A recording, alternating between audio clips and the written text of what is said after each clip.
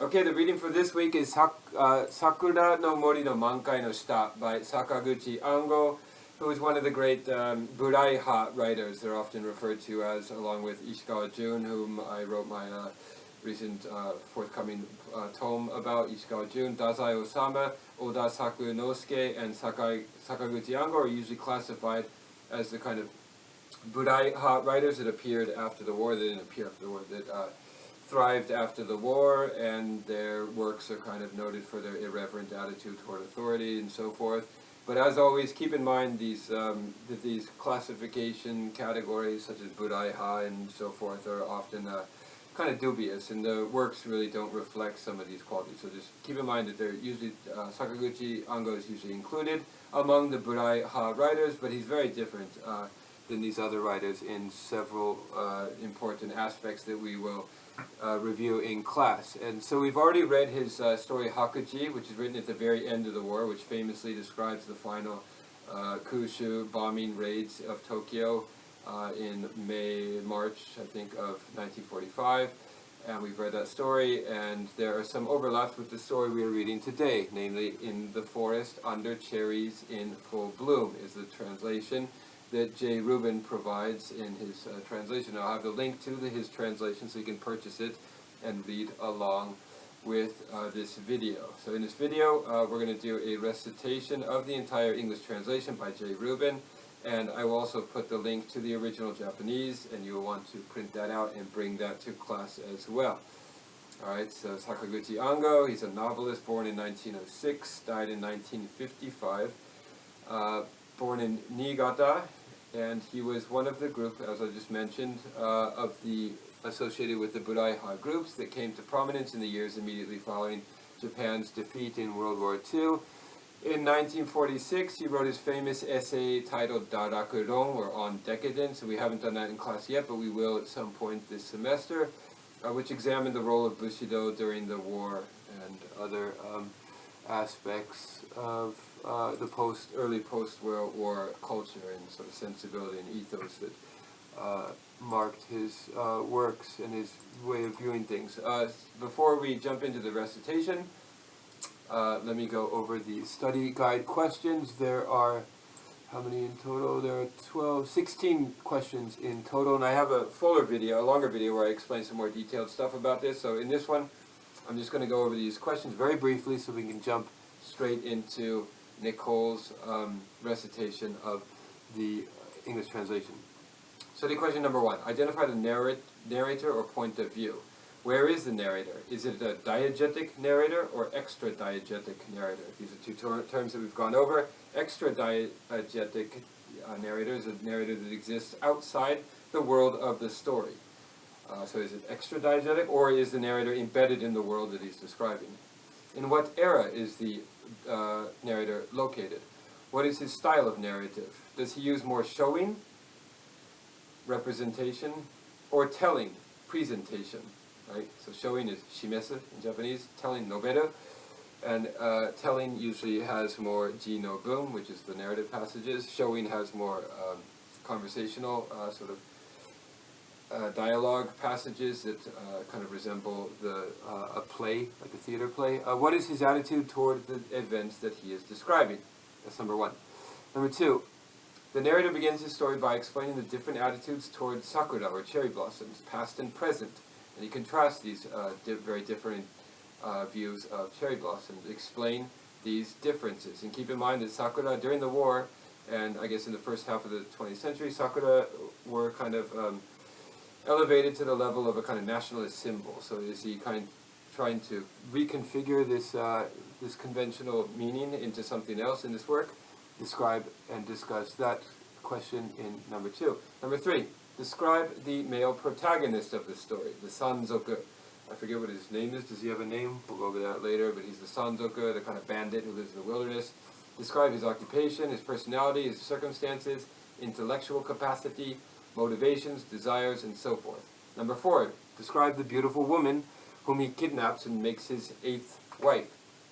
Describe her personality, her looks, her worldview, ethics, her proclivities, her fancies, behavior, motivations, desires, background, circumstances, attitude toward husband, and so forth. Obviously, she comes from a very different world than her husband, the Sanzoku bandit. How is she different from the other 7 wives whom he had and I think previously killed? Did he kill all his wives? I can't remember. We'll review that in class too. It's been a while since I've read this story. Number 5.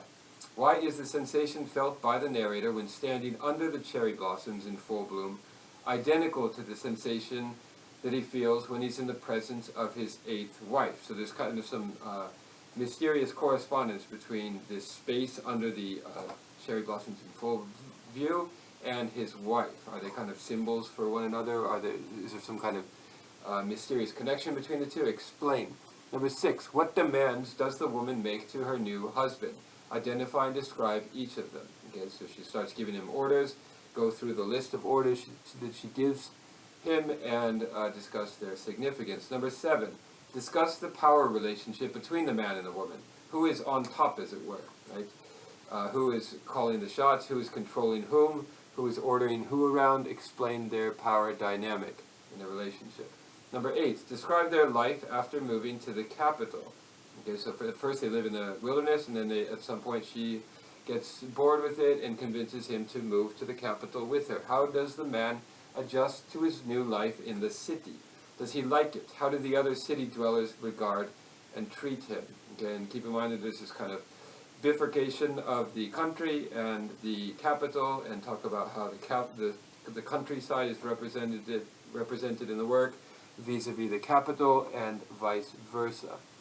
Number 9, describe the wife's head collecting hobby. Okay, how did this appears halfway through the work, and she orders her husband to go out on missions and kill various people and come back with their heads, and then she plays with the heads in a certain grotesque way. Explain her head collecting hobby. How does she acquire the decapitated heads? What does she do with them once she has them? What do they reveal about her personality, and so forth? Discuss that issue. Number 10, discuss the imagery and the symbolism in the following passage. And this is a very key, salient passage in the work. In the English translation, there's 3 paragraphs. I will read it here. But the woman's desire was endless. Okay, so it's saying something about the nature of the female character's desire, and by extension of female desire in general, but her desire was endless, and so now he was bored with that too. Her desire was like a bird, so this is the important sentence in the work. It was like a bird flying straight across the sky with no end in sight, flying on and on without rest, never tiring, slicing cleanly through the wind. The man himself was but an ordinary bird, perhaps an owl that hopped from branch to branch. So he's distinguishing the 2 natures of female, and he's contrasting the 2 natures of female-male desire in this passage. The man, by contrast, was but an ordinary bird, perhaps an owl that hopped from branch to branch, stopping to doze now and then, maybe crossing a valley if it had to. Physically, he was quick and athletic. He moved well, he walked well with great vitality, but his his heart.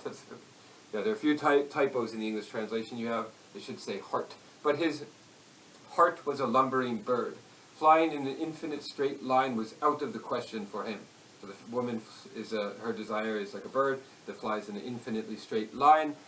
His desire is very different. From the mountaintop, he watched the sky of the capital.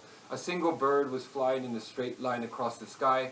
This sky that changed from day to night, from night to day, in an endless cycle of light and darkness. At the edge of the sky was nothing. Just the infinite, so underline nothing here. It's a very important sort of image in the work and symbol in the work that appears especially toward the end. At the edge of the sky was nothing. Just the infinite repetition of light and darkness. But infinitude was something the man found impossible to comprehend. Okay, so the man is associated with finitude, the woman with infinitude. When he thought about the next day, and the next day after that, and the next, and so forth, and the infinite repetition of light and darkness, it felt as if his head would split in 2. Not from the effect, but from the pain of thinking. End quote. Okay, so discuss the significance of that very important passage in the work. Number 11, why does the bandit come to the decision that he must bring down the sky, as he says, and kill his wife? Okay, so there's some kind of association between his wife and the sky, right, which relates to her kind of being associated with infinity and so forth. Why does he decide to bring down the sky and in doing so kill his wife. What is his goal in that mission? Number 12, explain the significance of this key passage. It appears also toward the end, where he says, "Is she me?" he wondered. "Was I the bird that flew straight across the sky with no end? If I kill her, will I be killing myself?" Okay, so this kind of strange ending of the story where the two characters that seem to be kind of opposites in some ways end up being sort of mirror images of each other, or possibly even the same character. What does that mean, that passage? Number 13, what happens the day they return to the mountains? What is strange and unnatural about the scene they encounter? Okay, simple plot question. Number 14, describe the atmosphere under the cherry blossoms in the final scene. What happens to the woman? Okay, so she obviously dies and disappears, I think, in this final scene. Why is the man now able to sit under the cherry forest in full bloom without a feeling of dread and loneliness? So you remember at the beginning of the story, he starts by saying how every time, or the narrative starts by saying how every time the Sanzoku, the bandit, would be anywhere near this cherry forest in full bloom, he would feel a tremendous sense of dread and loneliness and would have to avoid it. But at the end, he's somehow reconciled to that place and is able to, he's overcome his fear of the place and he's able to sit in peace under that tree, or those cherry trees. And 15, what symbols can you find in the work? Obviously the cherry tree seems to be some kind of a symbol. What does it symbolize? Explain their significance of these symbols that you can find. Number 16, why do the two characters disappear in the final scene? What does this suggest? Explain. Alright, so those are the 16 questions to think about as you read the story and to write down in your notebooks the answers as they come up in your head as you read, and we will discuss the work in more detail in class. Now I'm going to turn the microphone over to Nicole. She's going to read the English translation, and that's all from me for now. Goodbye. Here is Nicole.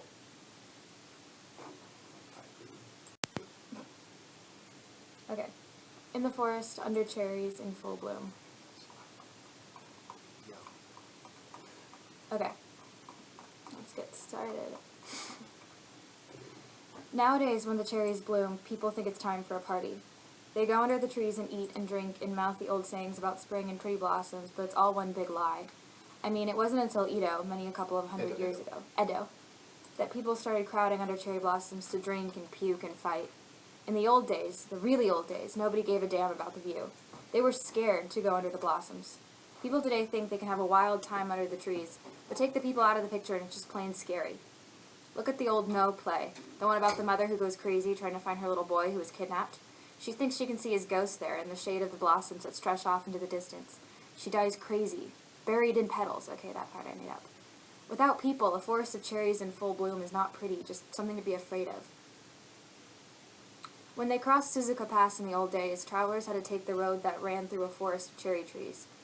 They were all right when the cherries were not in bloom, but under the blossoms they'd lose their minds. They'd race for the green trees or the dead trees, trying to get out from under the blossoms as fast as they could. When a traveler was alone, all he had to do was run out of there to find relief under ordinary trees, but it was harder for those traveling in pairs. No two people run at the same speed, so one would always fall behind. He'd scream for the other to wait, but the first one, crazed with fear, would leave his friend behind.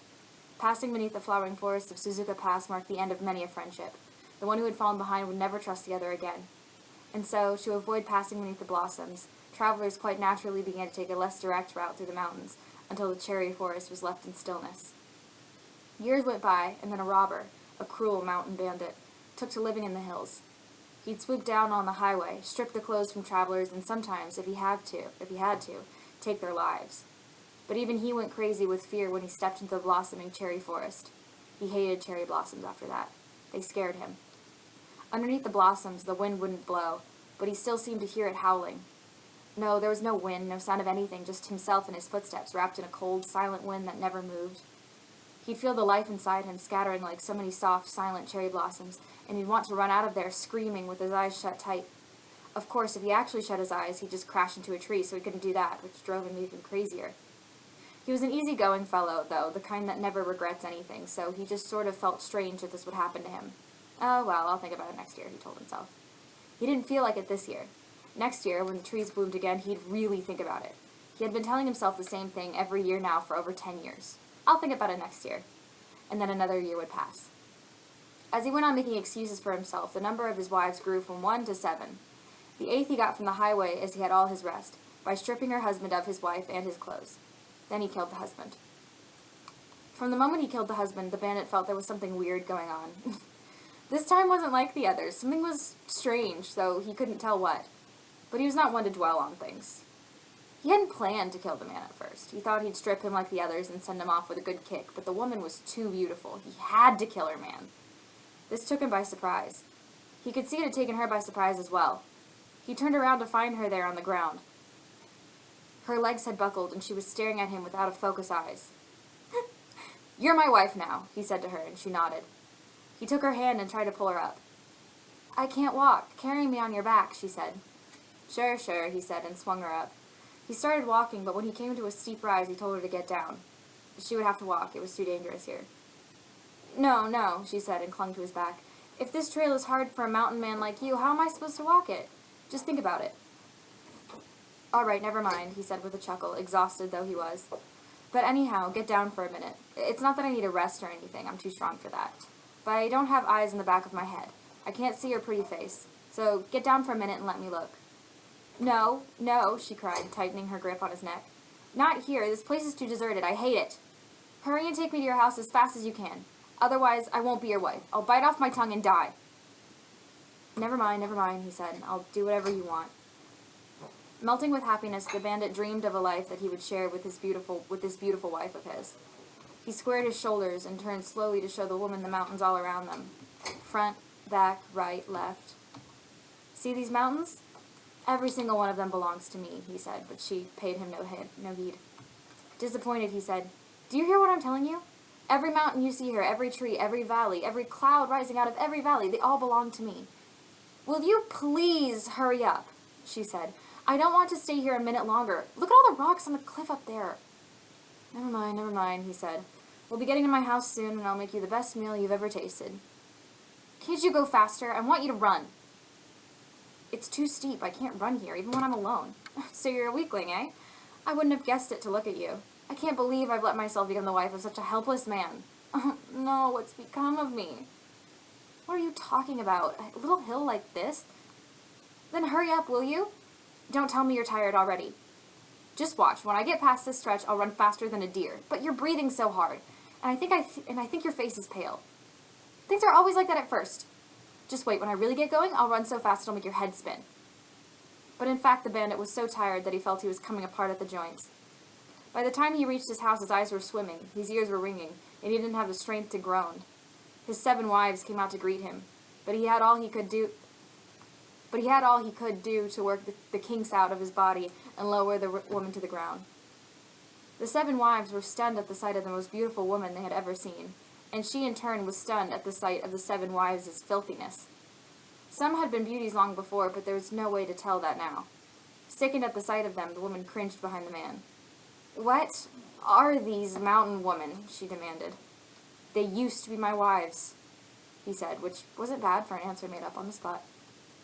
Used to be. But the woman was relentless. "So, these are your wives?" she pressed him. "Well, I mean, that's because I never saw anyone as pretty as you before." "Kill that one!" she screamed, pointing at the woman with the best features. "Oh, come on, I really don't have to kill her. Just think of her as your maid. You killed my husband, didn't you? And now you tell me that you can't kill your own wife? What makes you think I'd become the wife of a man like that?" A moan slipped through the man's tight lips. He leapt at the woman in a single bound and cut her down where she stood. But he had no time to catch his breath. "Now kill that one!" screamed the woman. "Kill that one next!" The man hung back for a moment. Then he strode up to the next wife and sunk his sword into her throat. The head was still rolling on the ground when the woman's clear, lovely voice named her next victim. "Now this one!" she cried. The next wife hid her face in her hands and screamed aloud, but the sword shot up in the direction of the scream and came flashing down. The remaining wives leapt to their feet and scattered in all directions. "Get them all!" cried the woman. "Look, there's one in the bushes, and there goes another behind you." The man raised his bloody sword and raced through the woods in mad pursuit. One of the wives was sprawled on the ground, unable to flee. She was the ugliest of them all, and a cripple to boot. After the man had cut down the other wives, he came back to finish her off. But when he raised his sword again, the woman commanded him, "Oh, don't kill that one. She can be my maid. I might as well kill her while I'm at it. Oh, don't be stupid. I'm telling you not to kill her. Oh, yeah, I guess you're right. He threw his sword away and plopped down on the spot. Fatigue welled up within him. His eyes swam and he felt heavy, as if rooted to the earth. Then he heard the silence and felt a sudden rush of fear. He turned in horror to find the woman standing behind him, looking lost. The man felt as though he had just woken up from a nightmare. The woman's beauty swallowed him. His eyes, his soul ceased to move. But he felt uneasy. He did not know how or why this wave of uneasiness was coursing through his chest, but he could almost ignore it because her beauty had sucked the soul right out of him. I know this feeling, he thought. Something like this has happened to me before. He thought again, and then it hit him. In the forest, under cherries in full bloom. That's the name of the story. It was like that. How was it like that? He didn't know. But it was like that, he was sure. This was as much as he ever understood anything. He was the kind of man who didn't mind if he only got the first part. The long mountain winter had ended, and patches of snow remained on the peaks and in the shades of trees in the valleys. But the time of the blossoms was approaching, and signs of spring glittered all across the sky. This year, when the cherries bloom, I'll do it, he thought. It wasn't so bad when he first went under the blossoms. He would push on and walk beneath them. But a step at a time, his head would get crazier. Ahead, behind, to the right, to the left, he would only see cherry blossoms bearing down on him until, as he neared the middle of the forest, a blind fear would overtake him. I'll do it next year, he told himself. I'll sit in the middle of the forest when the cherries are in full bloom. And then it came to him. I'll take her with me this time. He glanced at the woman, felt a flutter in his chest, and averted his gaze. The charred shred of an idea stayed within him. She mustn't find out what I'm thinking. She was impossible to please. He would prepare her meals with all the care he knew how to give, but she would still complain about the food. He ran through the hills, hunting birds and deer for her, hunting wild boar and bear for her. The crippled woman wandered all day through the forest, searching for tender buds and roots for her, but never once did she give any sign of satisfaction. You mean I'm supposed to eat this stuff every day? Hey, we're giving you special treats, said the man. Until you got here, we ate these things maybe once in 10 days. Well, you're a mountain man. This may be good enough for you, but it sticks in my throat. There's nothing up here in the mountains. All night long, the only thing I hear is owls hooting. The least you can do is give me food as good as what I'm used to in the capital, don't you think? A man like you can imagine what it's like to breathe the air of the capital. You can't know how terrible it is for me to be shut off from the air of the capital. You've taken it away from me, and in its place you've given me only the cawing of crows and the hooting of owls. And you're not even ashamed of yourself. You don't see how cruel you are. The man did not know what to make of the woman's spiteful words. He had no idea what she meant by the air of the capital. What could possibly be missing from this happy life in the mountains? He was at a loss to deal with the misery of the woman as she poured out her resentment. He knew of nothing that could guide him in such a task, and so his frustration mountained. He had killed more travelers from the capital than he could remember. They all had money, and they all carried fancy things. They were easy marks, but sometimes he would open a bag and be disappointed with its contents. Then he would curse his victim. Oh, so you're from the capital, eh? Farmers have better stuff than this. For him, the capital was just a place with people who carried fancy things. Things he could rob from them. It never crossed his mind to think about where this capital might be. The woman took great care of her combs, her ornamental hairpins, her rouge, and she would scream at him she would scream at him if he so much as touched her kimono with his hands caked in mud or dripping with the blood of animals. Her kimonos were her life, it seemed, and protecting them her mission. The space around her head had to be spotless, the house kept in order, nor could she be satisfied, like the others, with a simple robe and narrow sash. She wanted lots of kimonos and many sashes she could tie in strangely shaped knots with the ends dangling down her for no good reason. She would add one pretty thing after another until they would all come together as one perfect outfit. The man would stare at her, wide-eyed, and then let out a sigh. Now he saw it. This was how a thing of beauty took shape, and that beauty made him full. Of that, there could be no doubt. Meaningless bits and pieces came together to form a whole, but if you took the thing apart again, it would just go back to being meaningless bits and pieces. In his own way, he understood this as a kind of wonderful magic. The woman ordered him to bring wood from the hills and set him to making things. He himself had no idea what he was making or what it was good for. One of the things she called a kosho, which turned out to be a kind of chair. On nice days, she would have him take it outside for her and sit in the sun or under a tree with her eyes closed. The other thing she had him make was an armrest. Reclining on the floors indoors, she would lean against it and lose herself in thought. All of this seemed so exotic to him, so enchanting and seductive. It was real magic, and though he himself was helping to make it work, it still brought forth cries of surprise and admiration. Every morning, the crippled woman would comb the woman's long black hair. The water she used was hauled by the man from a far-off spring that fed the river in the valley. He himself was moved to see the special effort that he was willing to extend for her. What he wanted most of all was to be a part of the magic, to be allowed to touch that hair as the comb passed through it. "No, not with those hands," the woman snapped, sweeping him away. The man drew his hands back like a child, ashamed, and watched what was left of his shattered dream. The hair reached its full glossiness. The crippled woman tied it back to expose the face beneath, and a thing of beauty came into being. "I never thought these could be so," the man muttered as he toyed with the elaborate hairpins that lay nearby. Such things had never seemed to have any meaning or value to him before, and even now he had no idea what to say about decoration, the harmony and connection between things. Magic, though, was something that he did understand. Magic was what gave things life. Everything had its own life. "Stop playing with those!" the woman cried. "Why do you have to do that every morning?" It's so strange." "What is so strange?" "Oh, I don't know," the man mumbled at a loss. He had found something truly amazing, but he didn't know what it was. And so the man conceived a fear for the capital. This fear was not an actual terror, but more like the embarrassment and nervousness felt by a know-it-all towards something he doesn't understand.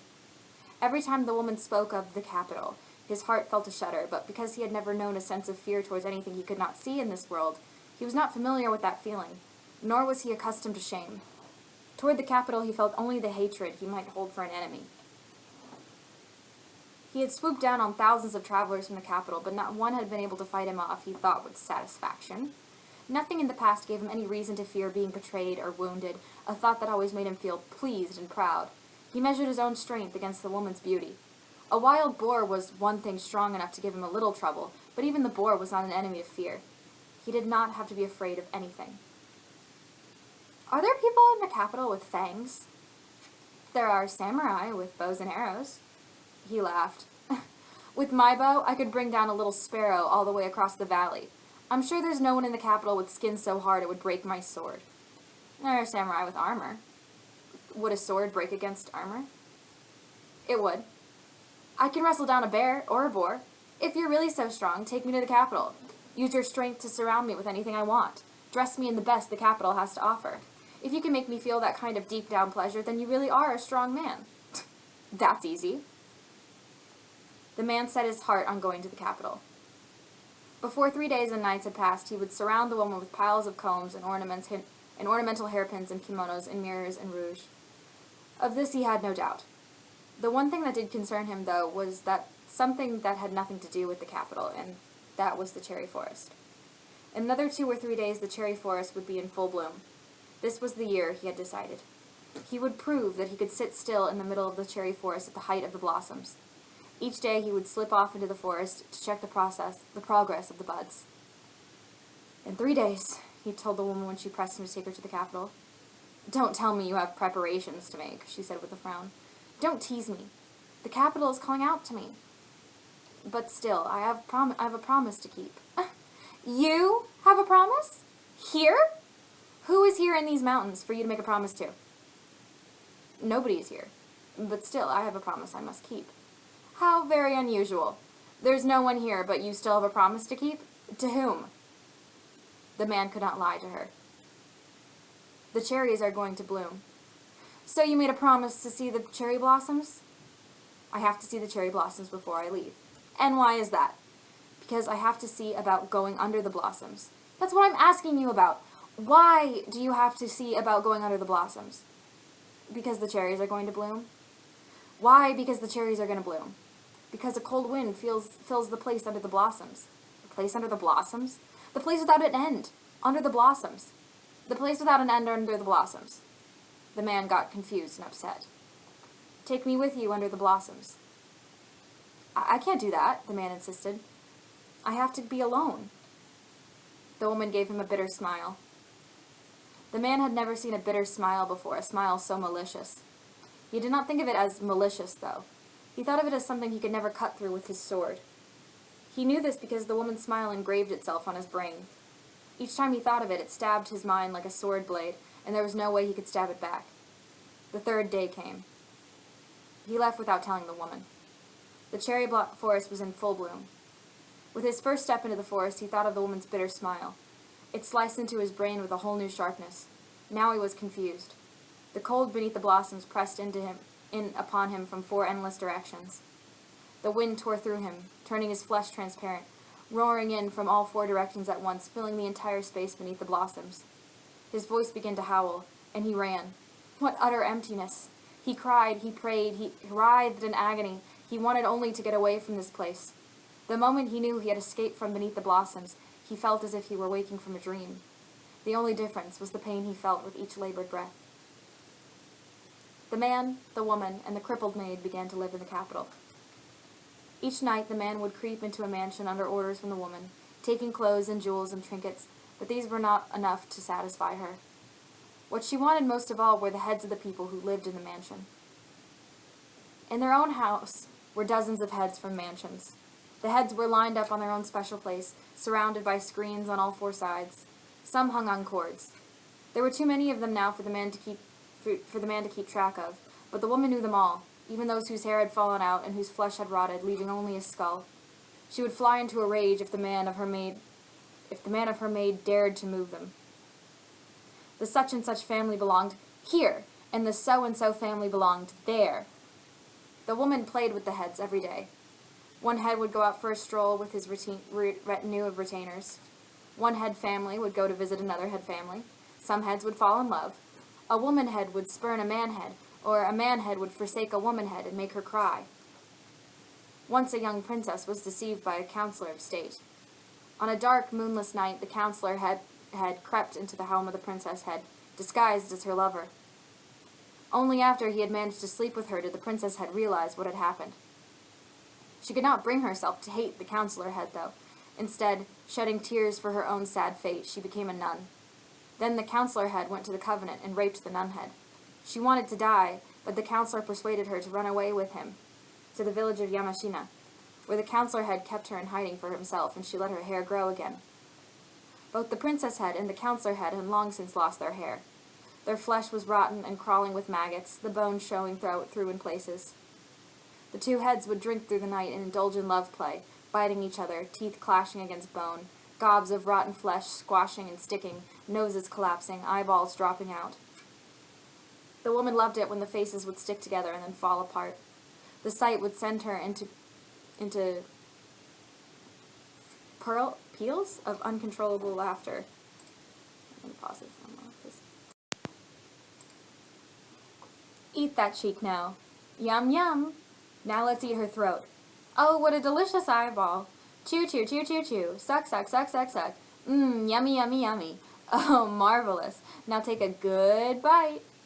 The woman's laughter rang out, clear and lovely, fresh and clean as the ringing of the most delicate porcelain. One of her heads was that of a shaven-head priest. On this head she lavished a special hatred. She always gave it terrible roles to play. The priest head had to be hated by the others, to be tortured to death or executed by an official. Its hair actually grew out at first, but eventually, like the others, it lost its hair. The flesh rotted off, and before long the head had been reduced to bone. Once that happened, the woman ordered the man to bring her another one. The new priest head he brought remained a trace of boyish beauty. Thrilled, the woman set it on her table, fed it sake, pressed her cheek to its cheek, and licked and tickled it all over. She quickly tired of this one. "I want a big fat one," she said. "Make it really disgusting." To get the task over with quickly, the man brought back 5 priest heads at once. There was the head of a doddering old priest, another with thick eyebrows, heavy jowls, and a nose like a toad stuck to its face, one with a horse's face and pointed ears, and one that oozed piety.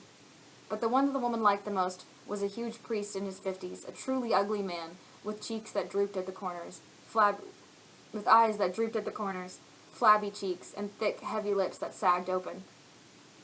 She would press her fingertips against the corners of his drooping eyelids, and move with the skin up in circles, shove sticks up the nostrils of his stub nose, turning the head upside down and roll it around, clasp it to her breast, and force a nipple between its thick lips, laughing all while she suckled it. But this head she quickly tired as well.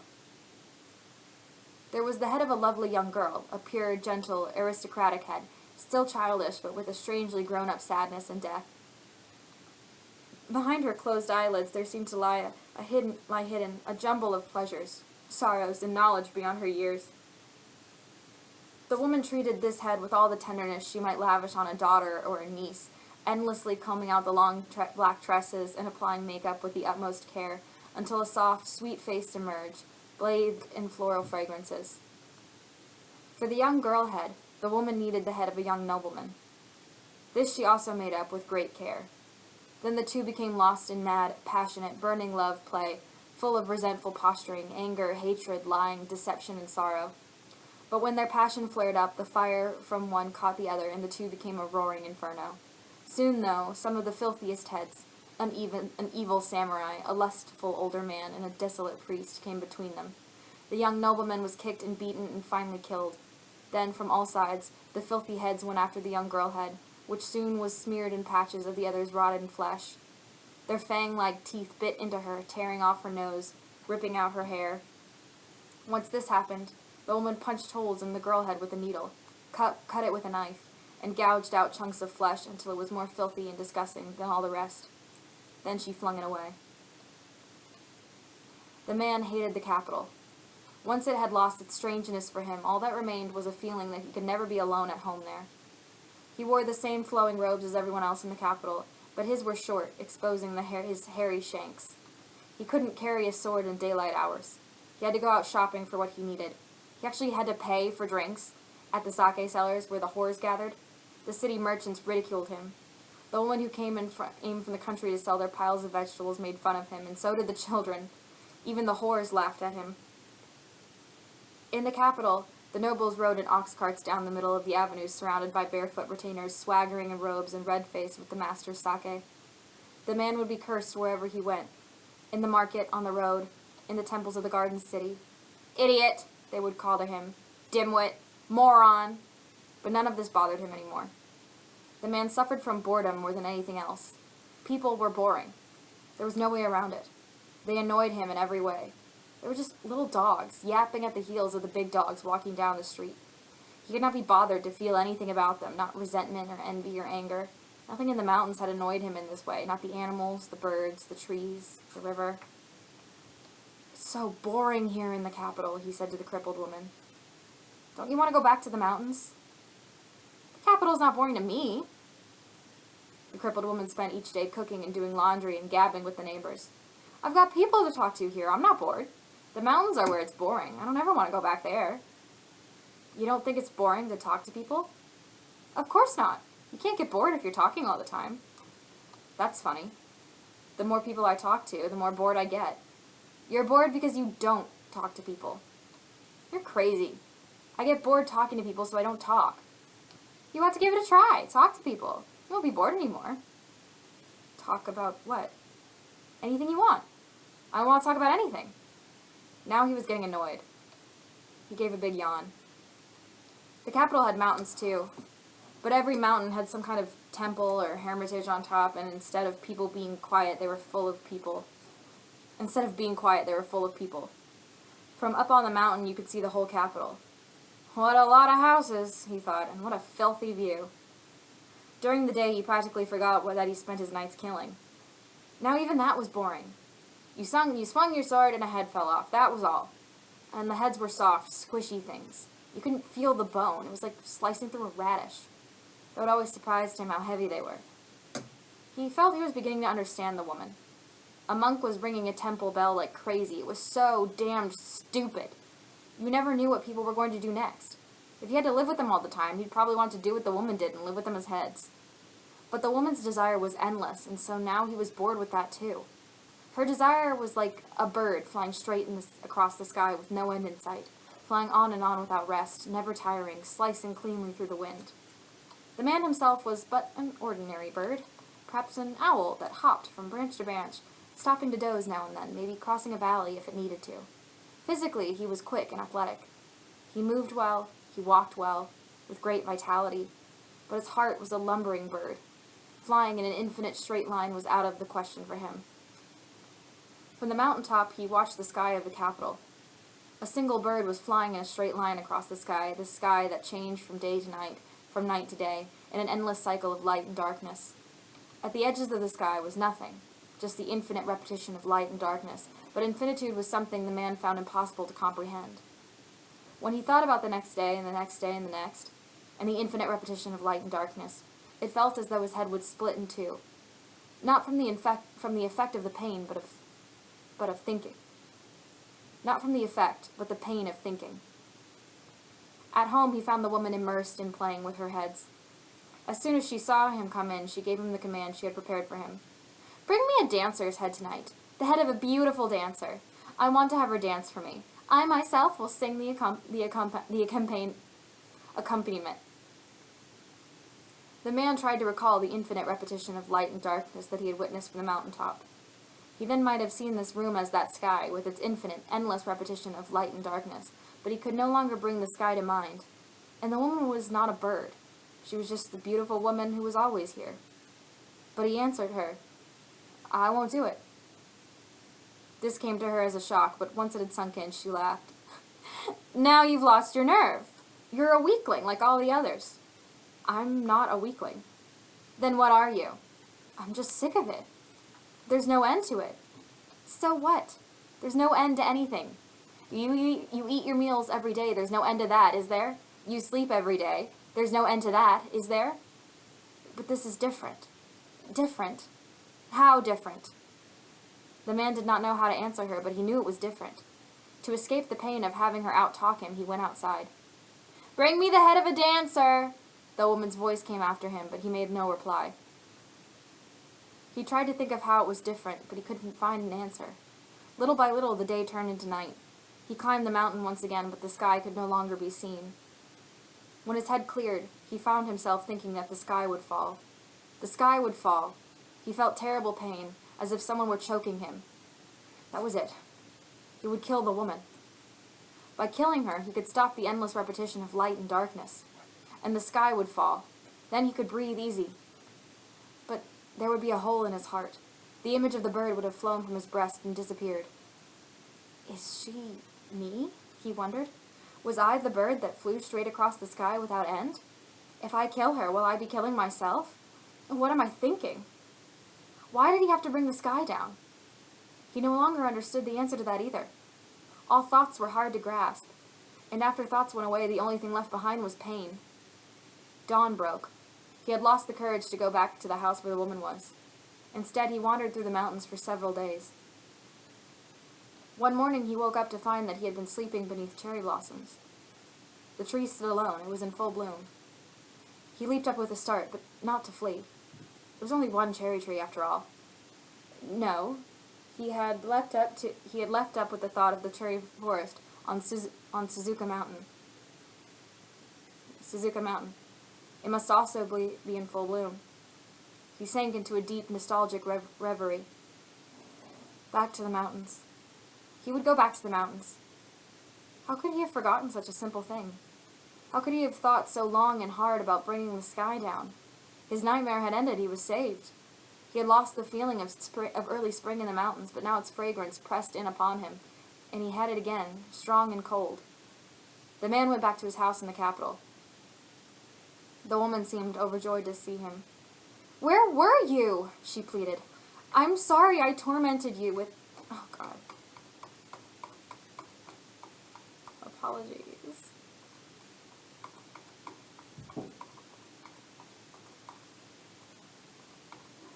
As soon as I accidentally clicked that. There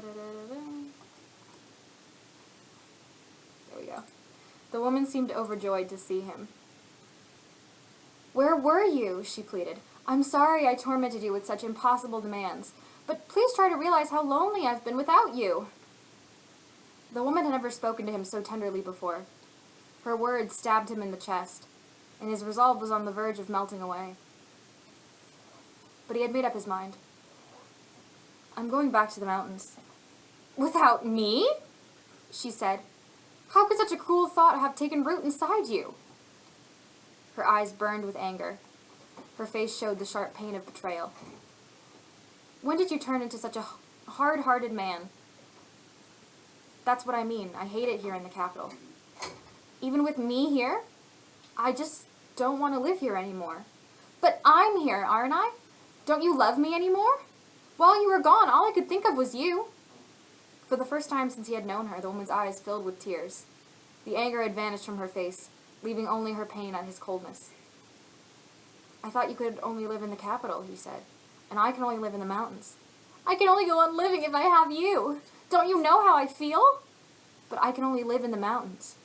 I'll go with you then if you're going back to the mountains. I can't live a day without you. She pressed her face to his chest, and he could feel the heat of tears pouring from her eyes. It was true then. She couldn't live without him anymore. New heads were her life, and he was the only one who could supply her with them. He was a part of her. She could not let him go. But she was also sure she could lure him back to the capital when she had satisfied his longing for the hills. Can you live in the mountains? He asked. I can live anywhere if I have you. You can't get the kind of heads you want in the mountains. If I have to choose between you and the heads, I'll forget about the heads. The man wondered if he was dreaming. He was too happy. He couldn't believe it. Not even in a dream would he have been able to imagine something like this. His breast was filled with new hope.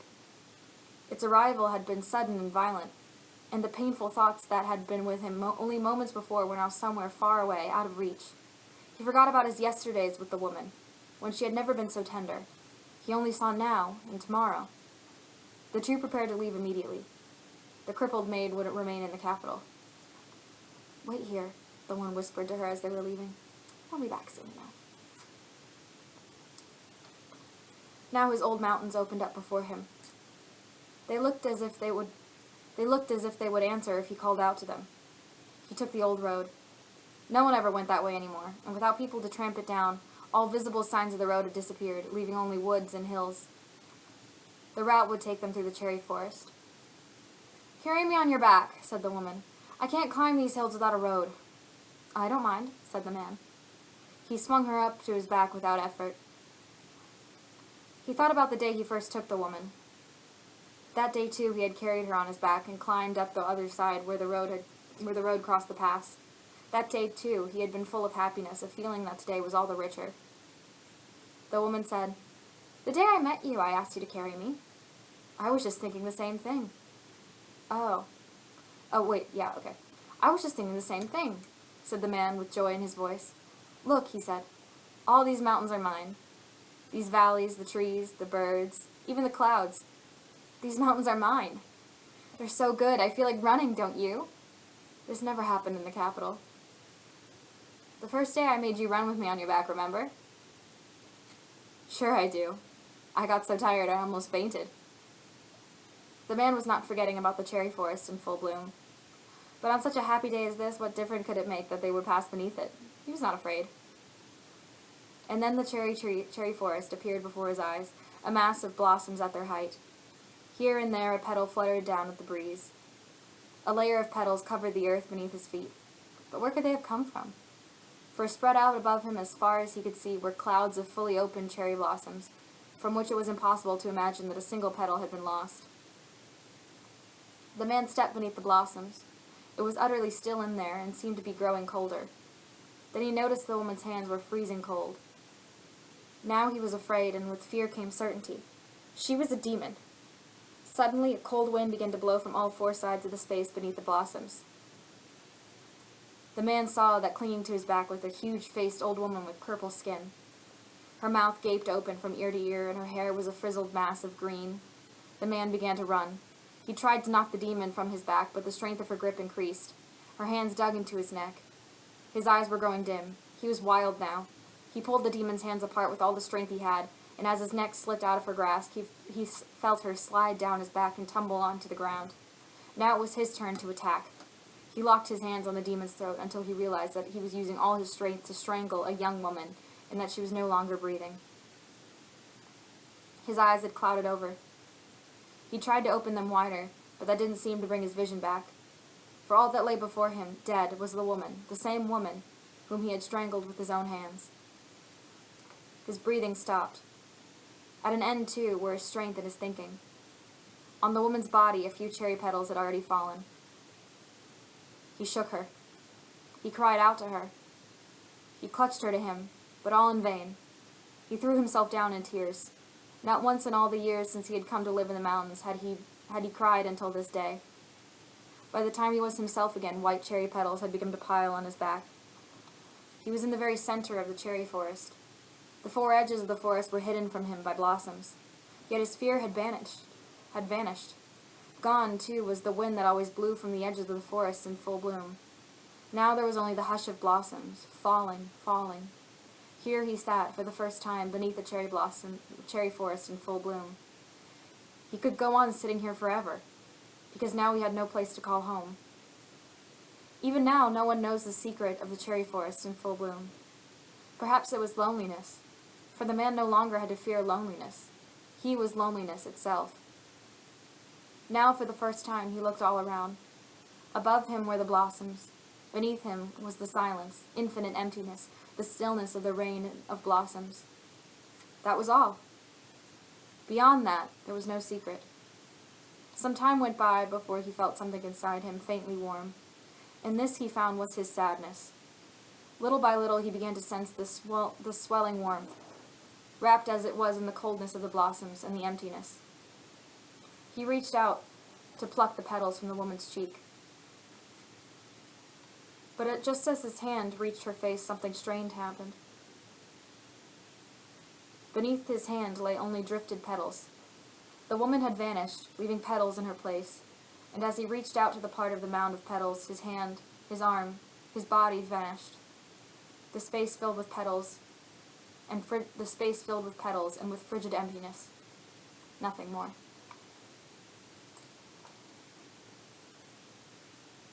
The end, I guess. Okay, Nicole, thank you for the mellifluous, smooth reading. We will discuss the details about this work in class, and we will also read Dadakurong, or On Decadence, his famous essay, in a few weeks following this work. I will see you all then. Thank you, Nicole. Bye-bye.